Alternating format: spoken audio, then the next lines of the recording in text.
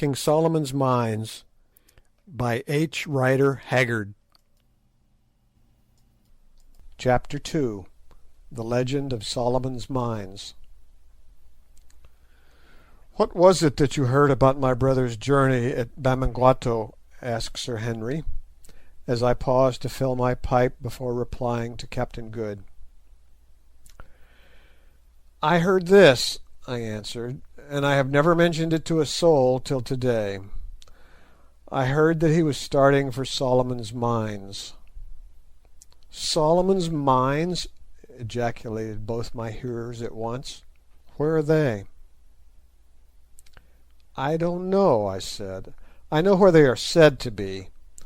Once I saw the peaks of the mountains that border them, but there were 130 miles of desert between me and them, and I am not aware that any white man ever got across it save one. But perhaps the best thing I can do is tell you the legend of Solomon's Mines as I know it, you passing your word not to reveal anything I tell you without asking my permission. Do you agree to that? I have my reasons for asking." Sir Henry nodded, and Captain Good replied, "Certainly, certainly." "Well," I began, "as you may guess, generally speaking, elephant hunters are a rough set of men, who do not always trouble themselves with much beyond the facts of life and the ways of Kafirs. But here and there you meet a man who takes the trouble to collect traditions from the natives, and tries to make out a little piece of the history of this dark land. It was such a man as this who first told me the legend of Solomon's Mines, now a matter of nearly 30 years ago. That was when I was on my first elephant hunt in the Matalebe country. His name was Evans, and he was killed the following year, poor fellow, by a wounded buffalo, and lies buried near the Zambesi Falls. I was telling Evans one night, I remember, of some wonderful workings I had found whilst hunting kudu and eland in what is now the Lydenburg district of the Transvaal. I see they have come across these workings again lately in prospecting for gold, but I knew of them years ago. There is a great wide wagon road cut out of the solid rock, and leading to the mouth of the working or gallery. Inside the mouth of this gallery are stacks of gold quartz piled up ready for roasting, which shows that the workers, whoever they were, must have left in a hurry. Also, about 20 paces in, the gallery is built across, and a beautiful bit of masonry it is. "Ay," said Evans, "but I will spin you a queerer yarn than that," and he went on to tell me how he had found in the far interior a ruined city, which he believed to be the Ophir of the Bible. And by the way, other more learned men have said the same long since poor Evans' time. I was, I remember, listening open-eared to all these wonders, for I was young at the time, and this story of an ancient civilization and of the treasures which those old Jewish or Phoenician adventurers used to extract from a country long since lapsed into the darkest barbarism took a great hold upon my imagination, when suddenly he said to me, "Lad, did you ever hear of the Suliman Mountains up to the northwest of the Mshakulumwe country?" I told him I never had. "Ah, well," he said, "that is where Solomon really had his mines, his diamond mines, I mean." "How do you know that?" I asked. "Know it? Why, what is Suliman but a corruption of Solomon?" Suliman is the Arabic form of Solomon. Editor's note. "Besides, an old Isanusi, or witch doctoress, up in the Manica country told me all about it. She said that the people who lived across those mountains were a branch of the Zulus, speaking a dialect of Zulu, but finer and bigger men even, that there lived among them great wizards who had learnt their art from white men when all the world was dark, and who had the secret of a wonderful mine of bright stones. Well, I laughed at the story at the time, though it interested me, for the diamond fields were not discovered then. But poor Evans went off and was killed, and for 20 years I never thought any more of the matter. However, just 20 years afterwards, and that is a long time, gentlemen, an elephant hunter does not often live for 20 years at his business, I heard something more definite about Suliman's Mountains and the country which lies beyond them. I was up beyond the Manica country at a place called Sitanda's Kraal, and a miserable place it was, for a man could get nothing to eat, and there was but little game about. I had an attack of fever, and was in a bad way generally, when one day a Portuguese arrived with a single companion, a half-breed. Now, I know your low class de Lago Portuguese well. There is no greater devil unhung in a general way, battening as he does upon human agony and flesh in the shape of slaves. But this was quite a different type of man to the mean fellows whom I had been accustomed to meet. Indeed, in appearance he reminded me more of the polite Doms I have read about, for he was tall and thin, with large dark eyes and curling grey mustachios. We talked together for a while, for he could speak broken English, and I understood a little Portuguese, and he told me that his name was José Silvestre, and that he had a place near Delagoa Bay. When he went on next day with his half-breed companion, he said "Good-bye," taking off his hat quite in the old style. "Good-bye, señor," he said. "If we ever meet again, I shall be the richest man in the world, and I will remember you." I laughed a little, I was too weak to laugh much, and watched him strike out for the great desert to the west, wondering if he was mad, or what he thought he was going to find there. A week passed, and I got the better of my fever. One evening I was sitting on the ground in front of the little tent I had with me, chewing the last leg of a miserable fowl I had bought from a native for a bit of cloth worth 20 fowls, and staring at the hot red sun sinking down over the desert, when suddenly I saw a figure, apparently that of a European, for it wore a coat, on the slope of the rising ground opposite to me, about 300 yards away. The figure crept along on its hands and knees, then it got up and staggered forward a few yards on its legs, only to fall and crawl again. Seeing that it must be somebody in distress, I sent one of my hunters to help him, and presently he arrived, and who do you suppose it turned out to be? "José Silvestre, of course," said Captain Good. "Yes, José Silvestre, or rather his skeleton and a little skin. His face was a bright yellow with bilious fever, and his large dark eyes stood nearly out of his head, for all the flesh had gone.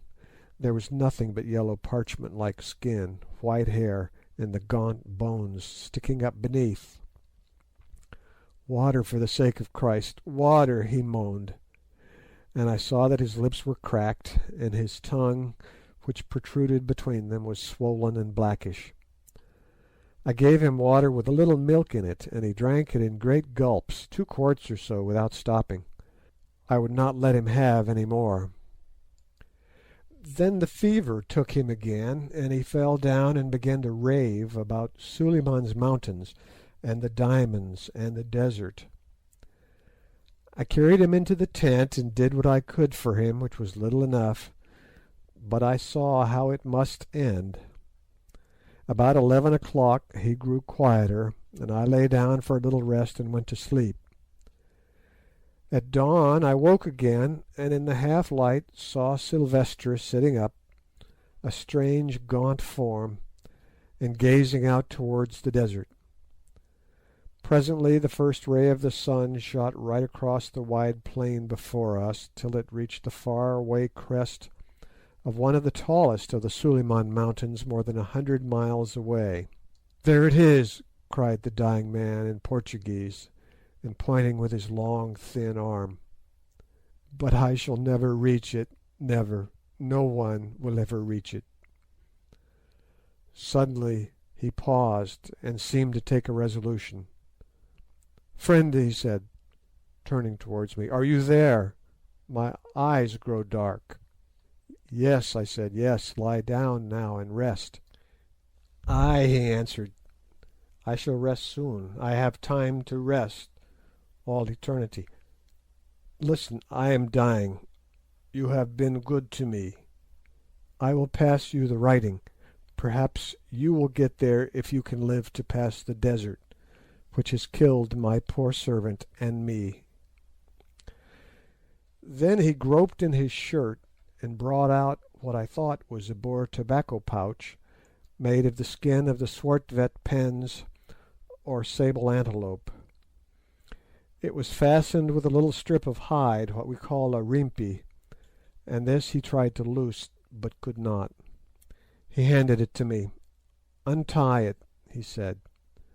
I did so, and extracted a bit of torn yellow linen, on which something was written in rusty letters. Inside this rag was a paper. Then he went on feebly, for he was growing weak. "The paper has all that is on the linen. It took me years to read.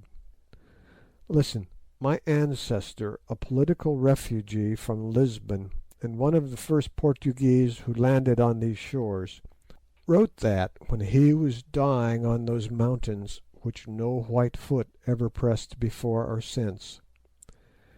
His name was José da Silvestra, and he lived 300 years ago. His slave, who waited for him on this side of the mountains, found him dead and brought the writing home to Delagoa.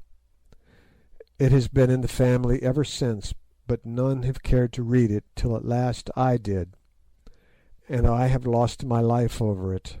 But another may succeed, and become the richest man in the world, the richest man in the world. Only give it to no one, señor. Go yourself." Then he began to wander again, and in an hour it was all over. God rest him, he died very quietly, and I buried him deep with big boulders on his breast, so I do not think that the jackals can have dug him up. And then I came away. "Ay, but the document?" said Sir Henry, in a tone of deep interest. "Yes, the document. What was in it?" added the captain. "Well, gentlemen, if you like, I will tell you. I have never showed it to anybody yet, except to a drunken old Portuguese trader who translated it for me and had forgotten all about it by the next morning. The original rag is at my home in Durban, together with poor Dom José's translation, but I have the English rendering in my pocket book and a facsimile of the map, if it can be called a map. Here it is. I, José da Silvestra, who am now dying of hunger in the little cave here. No snow is on the north side of the nipple of the southernmost of the two mountains I have named Sheba's Breasts. Write this in the year 1590, with a cleft bone upon a remnant of my raiment, my blood being the ink. If my slave should find it when he comes, and should bring it to Delagoa, let my friend, name illegible, bring the matters to the knowledge of the king, that he may send an army which, if they live through the desert and the mountains, and can overcome the brave Kukuanes and their devilish arts, to which end many priests should be brought, will make him the richest king since Solomon. With my own eyes I have seen the countless diamonds stored in Solomon's treasure chamber behind the White Death. But through the treachery of Gagool the witch-finder I may bring naught away, scarcely my life. Let him who comes follow the map, and climb the snow of Sheba's left breast till he reaches the nipple, on the north side of which is the great road Solomon made, from whence 3 days' journey to the king's palace. Let him kill Gagool. Pray for my soul, Farewell, José de Silvestre. When I had finished reading the above, and shown the copy of the map drawn by the dying hand of the old Dom with his blood for ink, there followed a silence of astonishment. "Well," said Captain Good, "I have been round the world twice, and put in at most ports, but may I be hung for a mutineer if ever I heard a yarn like this out of a story book, or in it either, for the matter of that." "It's a queer tale, Mr. Quatermain," said Sir Henry. "I suppose you're not hoaxing us. It is, I know, sometimes thought allowable to take in a greenhorn." "If you think that, Sir Henry," I said, much put out in pocketing my paper, for I do not like to be thought one of those silly fellows who consider it witty to tell lies, and who are for ever boasting to newcomers of extraordinary hunting adventures which never happened, "if you think that, why, there is an end to the matter," and I rose to go. Sir Henry laid his large hand upon my shoulder. "Sit down, Mr. Quatermain," he said. "I beg your pardon. I see very well that you do not wish to deceive us, but the story sounded so strange that I could hardly believe it." "You shall see the original map in writing when we reach Durban," I answered, somewhat mollified, "for really—" "But," I went on, "I have not told you about your brother. I knew the man Jim who was with him. He was a Bechuana by birth, a good hunter, and for a native a very clever man. That morning on which Mr. Neville was starting, I saw Jim standing by my wagon and cutting up tobacco on the disselboom. 'Jim,' said I, 'where are you off to on this trip? Is it elephants?' 'No, Boss,' he answered, 'we are after something much more than ivory.' 'And what might that be?' I said, for I was curious. 'Is it gold?' 'No, Boss, something worth more than gold,' and he grinned. I asked no more questions, for I did not like to lower my dignity by seeming inquisitive, but I was puzzled. Presently Jim finished cutting his tobacco. 'Boss,' said he. I took no notice. 'Boss,' said he again. 'Hey, boy, what is it?' I asked. 'Boss, we are going after diamonds.' 'Diamonds? Why, then you are steering in the wrong direction. You should head for the fields.' 'Boss, have you ever heard of Sulimansberg?' 'That is Solomon's Mountains, Sir Henry.' 'Aye. Have you ever heard of the diamonds there?' 'I have heard a foolish story, Jim.' 'It is no story, Boss.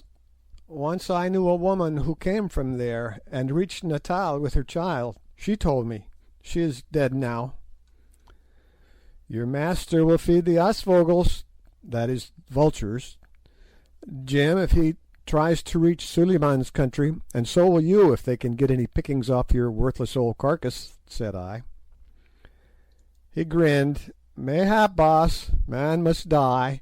I'd rather like to try a new country myself. The elephants are getting worked out about it.' Half an hour after that I saw Neville's wagon move off. Presently Jim came back running. 'Good-bye, Boss,' he said. 'I didn't like to start without bidding you good-bye, for I dare say you were right, and that we shall never trek south again. Is your master really going to Sulimansberg, Jim, or are you lying?' 'No,' he answered, 'he is going. He told me he was bound to make his fortune somehow, or try to, so he might as well have a fling for the diamonds.' 'Oh,' I said, 'wait a bit, Jim. Will you take a note to your master, Jim, and promise not to give it to him till you reach Inyati?' which was some 100 miles off. 'Yes, Boss.' So I took a scrap of paper and wrote on it, 'Let him who comes climb the snow of Sheba's left breast till he reaches the nipple, on the north side of which is Solomon's great road.' Now, Jim,' I said, 'when you give this to your master, tell him he had better follow the advice on it implicitly. You are not to give it to him now, because I don't want him back asking me questions which I won't answer. Now be off, you idle fellow, the wagon is nearly out of sight." Jim took the note and went. And that is all I know about your brother, Sir Henry, but I am much afraid— "Mr. Quatermain," said Sir Henry, "I am going to look for my brother. I am going to trace him to Suliman's mountains, and over them, if necessary, till I find him, or until I know that he is dead. Will you come with me?" I am, as I think I have said, a cautious man, indeed a timid one, and this suggestion frightened me. It seemed to me that to undertake such a journey would be to go to certain death, and putting other considerations aside, as I had a son to support, I could not afford to die just then. "No, thank you, Sir Henry, I think I had rather not," I answered. "I am too old for wild goose chases of that sort, and we should only end up like my poor friend Silvestre. I have a son dependent on me, so I cannot afford to risk my life foolishly." Both Sir Henry and Captain Good looked very disappointed. "Mr. Quatermain," said the former, "I am well off, and I am bent upon this business. You may put the remuneration for your services at whatever figure you like in reason, and it shall be paid over to you before we start.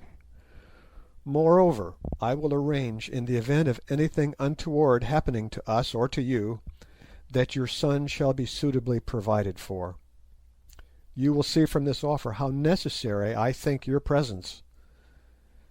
Also, if we by chance should reach this place and find diamonds, they shall belong to you and Good equally. I do not want them. But of course that promise is worth nothing at all, though the same thing would apply to any ivory we might get. You may pretty well make your own terms with me, Mr. Quatermain, and of course I shall pay all expenses." "Sir Henry," said I, "this is the most liberal proposal I have ever had, and not one to be sneezed at by a poor hunter and trader. But the job is the biggest I have come across, and I must take time to think it over. I will give you my answer before we get to Durban." "Very good," answered Sir Henry. Then I said good night and turned in, and dreamt about poor long-dead Silvestre and the diamonds. End of chapter 2.